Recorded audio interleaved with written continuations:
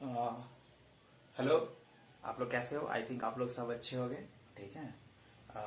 मैंने आप लोग को बायो का फर्स्ट पार्ट दे चुका था। ठीक है। Discovery of cell, what is cell, cell theory, scientist का नाम बता चुके थे। ठीक है। तो अब क्या है कि अब हम लोग चलते हैं पार्ट सेकंड में। ठीक है। इसमें हम लोग पढ़ेंगे क्या कि जितने भी ऑर्गेनिज्म है ना, उन सब को on the basis of their nucleus they are classified on the two groups. ठीक है। One is prokaryotes, prokaryotes and second is eukaryotes. ठीक है। ये प्रोकैरियोट्स और यूकैरियोट्स। ठीक है। तो प्रोकैरियोट्स और यूकैरियोट्स से पढ़ने से पहले मैं आपको बता दूं कि सिंगल सेल्ड ऑर्गेनिज्म उनको कहते हैं जो कि सिर्फ और सिर्फ एक सेल के बने होते हैं। ठीक है। Single cell made up of one cell. ठीक है। और मल्टी सेलुलर सेल कहते हैं उनको। ठीक है। जो क्या है, made up of more than one cell. ठीक है। तो इससे पहले मैंने आपको बता दिया था कि ऑर्गेनिज्म को अलग अलग किंगडम में क्लासिफाइड किया गया था। एक आपका मोनेरा, ठीक है, और एक है आपका क्या, प्रोटिस्टा। ठीक है। तो ये मोनेरा में जितने भी ऑर्गेनिज्म आएंगे ना, वो सारे के सारे सिंगल सेल्ड होंगे। इसमें भी सिंगल सेल्ड होंगे। ठीक है। सिंगल सेल्ड होंगे और साथ में क्या हो जाएंगे, ये मल्टी सेलुलर भी होंगे। ठीक है। लेकिन कुछ में थोड़े थोड़े फर्क है ना। तो चलिए देखिए, ए सेलुलर और नॉन सेलुलर और सेलुलर के बारे में मैंने आपको बता दिया था कि ए नॉन सेलुलर और ए सेलुलर किसको कहते हैं। देखिए, कुछ ऐसे भी ऑर्गेनिज्म है इस यूनिवर्स में जो कि ना ही कंप्लीट सेल है, ठीक है, और ना ही ये कंप्लीट सेल है। तो जैसे कि वायरस। ठीक है। तो वायरस जो है वो क्या करता है कि वो जब बॉडी यानी कि हवा में जब रहते हैं, ठीक है, तो उनको वो डेड जैसे माने जाते हैं। लेकिन जैसे ही वो किसी बॉडी के होस्ट में आ जाते हैं तो वो क्या करते हैं, एक्टिव हो जाते हैं। ठीक है। और वो क्या करते हैं, हमारे इंजाइम्स का यूज करते हैं, है ना, अपने आप को रेप्लिकेट करते हैं और हम लोगों को डिजीज काउज करते हैं। तो वो अलग है। ठीक है। तो चलिए, प्रोकैरियोट सेल। तो प्रोकैरियोट सेल में आपको आ जाएंगे क्या, मोनेरा में आ जाएंगे, मोनेरा। ठीक है। तो मोनेरा में जितने भी सेल होंगे ना, वो सब क्या होंगे, सिंगल सेल्ड होंगे। ठीक है। मोनेरा में यानी कि एक ही सेल के बने होंगे। इनके सारे फंक्शन जो होंगे वो सिर्फ एक ही सेल करेगा, है ना। ये क्या होता है, वेरी स्मॉल। ठीक है। इतने स्मॉल होते हैं, इतने स्मॉल, इनका साइज जो होता है वो 1 से 2 माइक्रोमीटर तक होता है। ठीक है। ये एनसीईआरटी के बुक में आपको दिए हुए हैं। ठीक है। ये प्रोकैरियोट्स, प्रो मीन्स होता है क्या, प्रो मीन्स होता है फर्स्ट। ठीक है। और कैरियोन्स मीन्स होता है कैरियोन्स। ठीक है। इन कैरियोन्स मीन्स होता है न्यूक्लियस, है ना। तो ऐसे ऑर्गेनिज्म जो कि सबसे प्राइमेटिव हैं, ठीक है, बहुत प्राइमेटिव फर्स्ट ऑर्गेनिज्म बने थे इस यूनिवर्स में, उनको हम लोग डालते हैं किसमें, प्रोकैरियोट्स में, है ना। तो चलिए, प्रोकैरियोट्स हो गए, है ना। अब प्रोकैरियोट्स में जैसे कि आपके क्या बोलते हैं, ये जैसे जितने भी बैक्टीरिया है, बैक्टीरिया, ठीक है, बैक्टीरिया जो है वो सिंगल सेल्ड ऑर्गेनिज्म के होते हैं, है ना। जैसे कि आप एक नाम सुने होंगे, ब्लू ग्रीन एल्गे। ठीक है। ये ब्लू ग्रीन एल्गे, ये भी एक प्राइमेटिव है। और एक है आपका साइनोबैक्टीरिया, है ना। तो ये सब ऐसे ऑर्गेनिज्म है ना जो किसी भी सिचुएशन में अपने आप को सरवाइव कर लेते हैं, एक्सट्रीम से, जैसे सैलिनेशन हो, ठीक है, एसिडिफाइक हो, वहां पर भी ये अपने आप को सरवाइव कर लेते हैं। ठीक है। तो ये हो गया। उसके बाद देखिए, इसका क्या है, ये इनके पास क्या होता है, न्यूक्लियस नहीं होते, यानी कि न्यूक्लियस तो छोड़िए, किसी तरह का सेल ऑर्गेनेली होते ही नहीं है, ठीक है। ये इनके पास क्या होते हैं, सेल वॉल होते हैं, सेल वॉल होते हैं, ठीक है, सेल मेम्ब्रेन होते हैं, ठीक है। जैसे कोई ऑर्गेनिज्म जो है उनके पास सेल वॉल भी है और सेल मेम्ब्रेन है, वो फोटोसिंथेटिक कर भी सकते हैं और फोटोसिंथेसिस नहीं भी कर सकते हैं, ठीक है। तो इस तरह से इनके पास है ना, तो बहुत सारे, जैसे कि अब मैं आपको बता देता हूँ, ठीक है। थोड़ा सा यहाँ देख लेते हैं, है ना, ये इस तरह के, ठीक है। ये आपका क्या है, प्रोकैरियोट्स है, प्रोकैरियोट्स, ठीक है, ये प्रोकैरियोट्स है। तो प्रोकैरियोट्स में क्या होते हैं कि पहले तो ये आपका क्या होंगे, सेल मेम्ब्रेन होंगे, ठीक है। उसके ऊपर एक छोटा सा कवर होगा, ठीक है, जिसको हम लोग क्या बोलेंगे, सेल वॉल बोलेंगे, ठीक है, सेल वॉल बोलेंगे, है ना। तो सेल मेम्ब्रेन जो होते हैं वो मैं बताऊंगा आगे सारे डिटेल्स, पहले अभी ये जान लीजिए, ठीक है। सेल वॉल होते हैं, इसके अंदर जो होते हैं वो क्या होते हैं, साइटोप्लाज्म भरे रहते हैं, है ना, साइटोप्लाज्म ये होते हैं, ठीक है। अब यहाँ पर इनके पास फोटोसिंथेटिक पिगमेंट्स भी रहते हैं, जिसके कारण ये फोटोसिंथेसिस कर पाते हैं, है ना। तो ये अलग चीज है, ठीक है। इसमें देखिए इसके अंदर क्या होते हैं, डीएनए, ठीक है, इस तरह के इनका डीएनए होता है, ठीक है। ये इनके डीएनए जो होते हैं वो सर्कुलर डीएनए, यानी कि क्रोमोसोम जो होते हैं वो सर्कुलर होते हैं, ठीक है। इनका क्रोमोसोम जो होता है, क्रोमोसोम सर्कुलर होता है, ठीक है। ये सर्कुलर क्रोमोसोम के बने होते हैं ना। अब देखिए इनके पास तो कोई न्यूक्लियर इन्वेलप है नहीं, है, ठीक है। तो इसी तरह से ये सर्कुलर क्रोमोसोम जो है वो साइटोप्लाज्म में कहीं भी पड़े हुए रहते हैं, ठीक है। तो इस रीजन को कहते हैं न्यूक्लियोइड्स, क्या कहते हैं, न्यूक्लियोइड्स, ठीक है। इस रीजन को क्या कहेंगे, न्यूक्लियोइड्स कहेंगे, है ना। ये तो इस तरह से हो गया। अब देखिए यहां पर है क्या, हाँ सबसे इंपॉर्टेंट चीज कि यहां से आपको एक चीज और मिलते हैं, ठीक है। ये आपको मिलते हैं क्या, आरएनए, ठीक है, ये आरएनए भी मिलते हैं, आरएनए, है ना, क्योंकि हम लोग जानते हैं ना कि डीएनए का फॉर्मेशन जो होता है वो आरएनए से होता है, ठीक है। और आरएनए जो होते हैं वो प्रोटीन से बनते हैं, है ना। तो प्रोटीन बनाता कौन है, तो इनके पास एक छोटा सा रहता है, ठीक है, इस तरह से रहते हैं, जिसको हम लोग कहते हैं क्या, राइबोसोम, राइबोसोम, ठीक है। ये राइबोसोम बहुत स्पेशल ऑर्गेनेली है, ठीक है। देखिए ये एक ऐसा ऑर्गेनेली है जो कि सेल मेम्ब्रेन से कवर्ड नहीं होता है, मेम्ब्रेन से ये कवर्ड नहीं होता है, ठीक है। राइबोसोम्स एक्चुअली है क्या, ठीक है, राइबोसोम्स जो है वो आरएनए के पार्ट्स हैं, ठीक है, डीएनए के पार्ट्स हैं। और ये डीएनए जब सर्कुलेट हो जाता है ना इस तरह से, ठीक है, और इनके ऊपर बहुत सारे प्रोटीन आके लग जाते हैं ना, तो ये बन जाते हैं क्या, राइबोसोम्स, ठीक है। चलिए राइबोसोम यानी कि इनको हम कह सकते हैं क्या, कि फोल्डेड आरएनए प्लस प्रोटीन, ये बनाएंगे आपका क्या, राइबोसोम बनाएंगे, है ना। तो इस तरह से ये राइबोसोम बनाएंगे। चलिए उसी तरह से ये क्लियर हुआ, ठीक है, इसमें ऐसा कोई इश्यू नहीं ना, ठीक है। Bacteria cellular no membrane bounded, इसमें क्या होते हैं, नो मेम्ब्रेन बाउंडेड ऑर्गेनेल होते हैं, ठीक है, याद रखिएगा, नो मेम्ब्रेन बाउंडेड ऑर्गेनेली, ठीक है, इनमें कोई भी मेम्ब्रेन बाउंडेड ऑर्गेनेली नहीं होता है ना।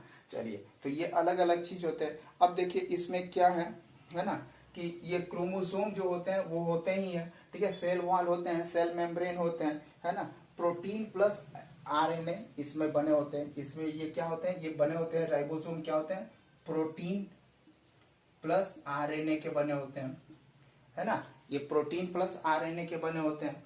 तो चलिए इसमें याद रखिएगा कि ये आरएनए ये इनका सेडिमेंटेशन, राइबोसोम का सेडिमेंटेशन होता है।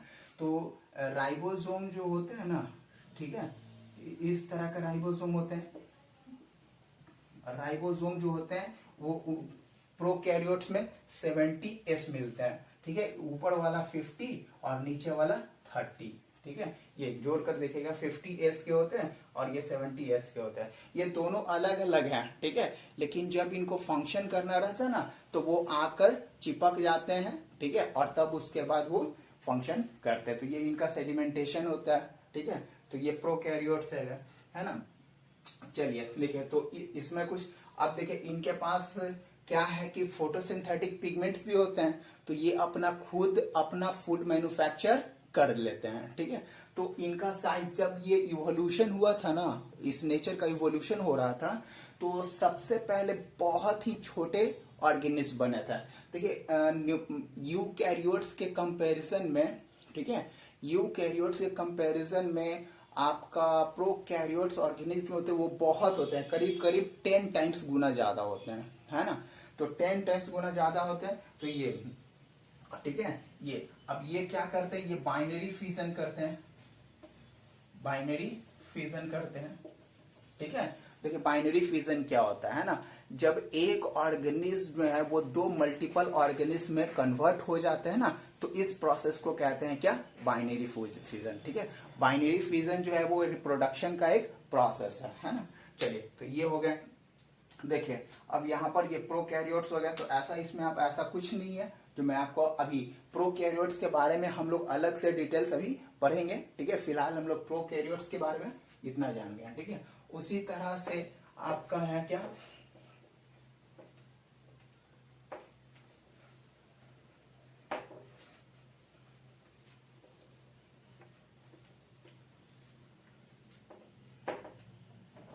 यूकैरियोट्स, ठीक है। तो देखिए यूकैरियोट्स जो है ना ये भी सिंगल सेल के बने होते हैं, सिंगल, ठीक है, सिंगल सेल है ना, और साथ में ये मल्टी सेलुलर भी होता है, ठीक है। जैसे सिंगल सेल में आपको प्रोकैरियोट्स में आ जाएंगे प्रोटिस्टा में, ठीक है, प्रोटिस्टा है ना, प्रोटिस्टा। लेकिन मल्टी सेलुलर में आ जाएंगे जैसे कि फंजाई, ठीक है, प्लांटे और एनिमेलिया, ठीक है। एनिमेलिया हम लोग तो बहुत एडवांस है ना, ठीक है। कोई भी ऑर्गेनिज्म जब शुरू शुरू में बना था ना तो काफी ज्यादा लो एक्टिव थे, ठीक है। लेकिन जैसे जैसे इवोल्यूशन होता गया, ठीक है, इनके जो फंक्शन थे, इनके स्ट्रक्चर थे, इनके मॉडिफिकेशन होते गए, ठीक है, और ये कॉम्प्लेक्स फॉर्म में कन्वर्ट होते गए, है ना। तो चलिए ये प्रोटिस्टा फंगाई है ना, इनका साइज जो होता है वो ऑलमोस्ट करीब 10 to 12 माइक्रोमीटर तक होता है। यानी कि आरएनए का जो था वो 1 से लेकर 2 माइक्रोमीटर तक होता था, और इसका ये तो करीब करीब 10 गुना ज्यादा बड़ा ये होते हैं, है ना। चलिए तो ये हो गया, है ना। उसके बाद देखिए यहाँ पर क्या होता है, इनके पास सेल वॉल भी, सेल वॉल में और मे नॉट है ना। इनके पास कुछ ऑर्गेनिज्म ऐसे हैं यूकैरियोट्स में जिनके पास सेल वॉल है भी और सेल वॉल नहीं भी है ना। तो चलिए सेल वॉल नहीं है, सेल वॉल है। सेल वॉल क्या होते हैं मैं अभी बता दूंगा, ठीक है। ये सेल वॉल जो होते हैं वो क्या, ये आपका याद रखिएगा लिपोप्रोटीन्स, ठीक है, ये लिपोप्रोटीन्स के बने होते हैं, है ना। ये न्यूक्लियो, अब देखिए यहाँ पर सेल वॉल हो गए, ठीक है। उसके बाद सेल मेम्ब्रेन, ये अब इसका सेल वॉल हो गया। चलिए यहाँ पर कुछ हम इनका फिगर देख लेते हैं, ठीक है, ये इस तरह से है ना। तो सबसे पहले इनका क्या होता है, सेल मेम्ब्रेन होता है, सेल मेम्ब्रेन होते हैं, ठीक है। कुछ ऑर्गेनिज्म ऐसे हैं जिनके ऊपर क्या होते हैं, सेल वॉल होते हैं, सेल वॉल होते हैं, ठीक है, सेल वॉल होते हैं, है ना। ये अब उसके बाद ये सेल वॉल हो गए। इसके अंदर जो होते हैं वो बचपन में तुम आप लोग पढ़े होंगे, ठीक है, न्यूक्लियस होते हैं, न्यूक्लियस होते हैं, है ना। तो न्यूक्लियस क्या होता है कि एक ऐसा ऑर्गेनेली, एक ऐसा रीजन जो कि सेल के अंदर साइटोप्लाज्मा में, ठीक है, एक मेम्ब्रेन से बाउंडेड एरिया है, ठीक है, ये बाउंडेड एरिया है न्यूक्लियर। उसके बाद इसमें क्या होते हैं, इस तरह के रॉड शेप के क्रोमोसोम होते हैं, है ना, ये क्रोमोसोम होते हैं, ठीक है। ये क्रोमोसोम क्या होते हैं, ये डीएनए का बना होता है। डीएनए मतलब धागा लगा स्ट्रक्चर रहता है, ठीक है, जो कि बाद में बनाते हैं, है ना। ये तो डीएनए के होते हैं, ठीक है। अब देखिए ये इसमें क्या होते हैं, इसके अंदर जो होते हैं वो न्यूक्लियोप्लाज्म होते हैं, न्यूक्लियोप्लाज्म होते हैं, ठीक है, न्यूक्लियोप्लाज्म। और सेल के अंदर क्या होता है, साइटोप्लाज्म होता है, ठीक है। और जब न्यूक्लियोप्लाज्म और साइटोप्लाज्म को एक साथ कंबाइन किया जाता है तो उसको बोला जाता है क्या, प्रोटोप्लाज्म, है ना, प्रोटोप्लाज्म बोला जाता है, ठीक है। ये तो इस तरह से इनके पास ये न्यूक्लियर मेम्ब्रेन जो होते हैं वो थोड़ा सा कहीं कहीं से पोरस होता है, ठीक है, इस तरह से। तो यहां से ये पोरस हो गए, तो यहां से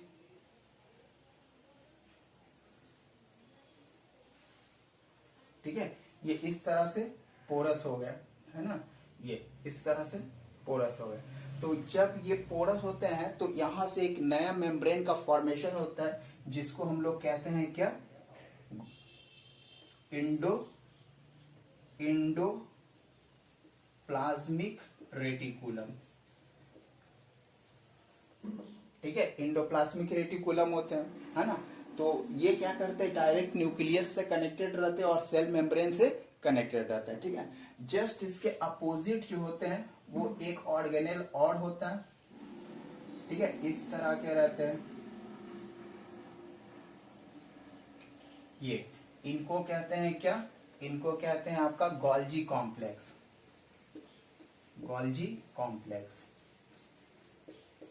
ठीक है। ये क्या कहलाते हैं, गोल्जी कॉम्प्लेक्स कहलाते हैं, ठीक है।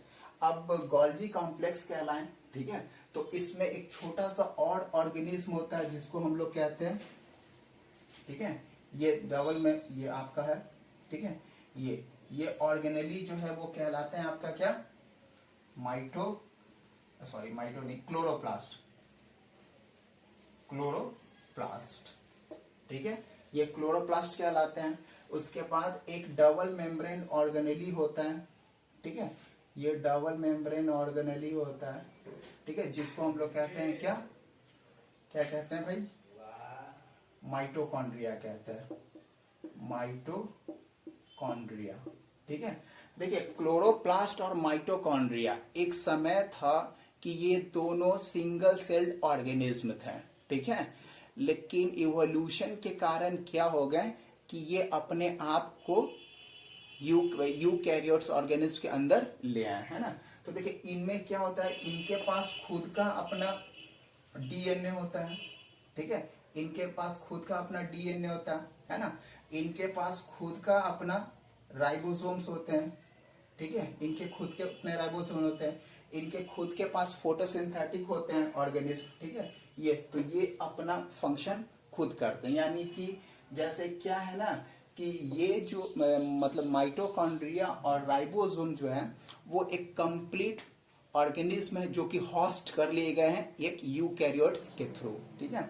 ये तो इस तरह से इनका होता है ना। अब आगे देख लीजिए थोड़ा सा और यहाँ पर है, ये अब देखो डबल मेम्ब्रेन बाउंडेड, ये डबल मेम्ब्रेन बाउंडेड होता है, गोल्जी कॉम्प्लेक्स होता है, न्यूक्लियस होते हैं, ठीक है, ये शेप्ड रॉड शेप्ड, है ना, यहाँ पर ये रॉड शेप्ड होते हैं, डीएनए सेल मेम्ब्रेन होते हैं, ये सब चीज होते हैं। तो इन सब चीजों में अब देखो यहाँ पर क्या हो गया कि देखिए लिविंग ऑर्गेनिज्म जो है वो एक कंडीशन में नहीं बने हैं, ठीक है, इनको बनने के लिए काफी ज्यादा होता है। तो एक आपका थ्योरी आया था इंडो सिम्बायोसिस, ठीक है, तो इंडो सिम्बायोसिस में क्या हुए थे, है ना, कि प्रोकैरियोट्स ऑर्गेनिज्म से यूकैरियोट्स ऑर्गेनिज्म कैसे बने थे, है ना। तो देखिए प्रोकैरियोट्स ऑर्गेनिज्म जो मैंने बताया क्या कि ये बहुत स्मॉल होते हैं, बहुत स्मॉल, है ना, तो बहुत स्मॉल होते हैं, तो ये काफी छोटे और ये थे, ठीक है। तो प्रोकैरियोट्स ऑर्गेनिज्म को यूकैरियोट्स ऑर्गेनिज्म ने इनगल्फ कर लिया,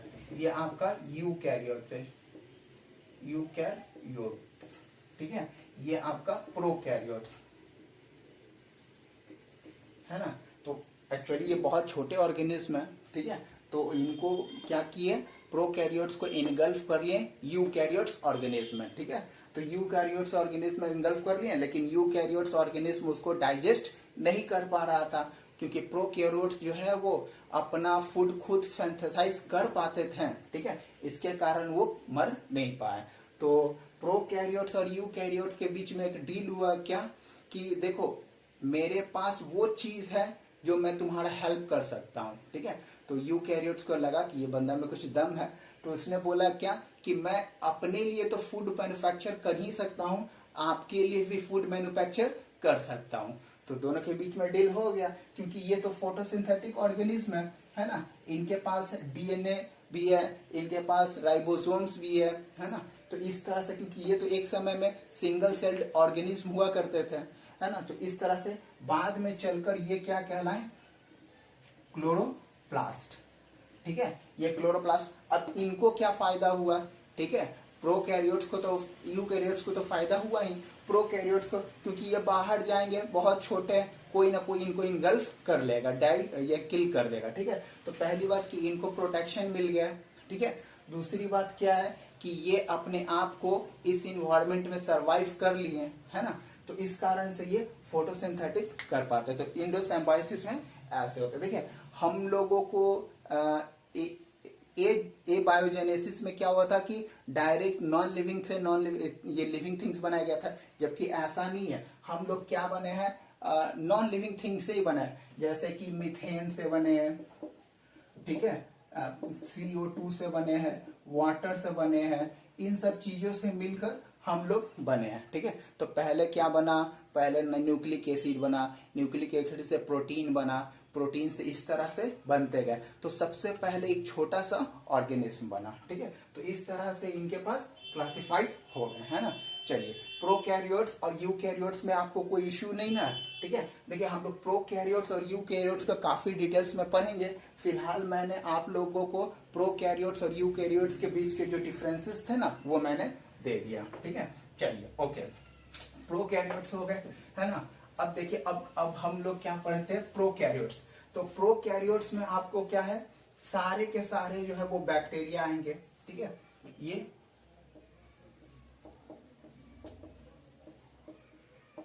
प्रोकैरियोट्स में आएंगे क्या, बैक्टीरिया आएंगे, बैक्टीरिया, ठीक है। देखिए बैक्टीरिया एक ऐसा ऑर्गेनिज्म है, ठीक है, जो क्या करता है, किसी भी कंडीशन में सरवाइव कर जाता है ना। तो उसमें से आपका बैक्टीरिया है, तो bacteria on the basis of their shape and size are also classified, है ना। चलिए उसके बारे में मैं आपको नेक्स्ट वीडियो में पढ़ाऊंगा, जब मैं आपको प्रोकैरियोट्स के बारे में सारा डिटेल्स बताऊंगा, ठीक है। थोड़ा वेट करिए, ओके। चलिए थैंक यू।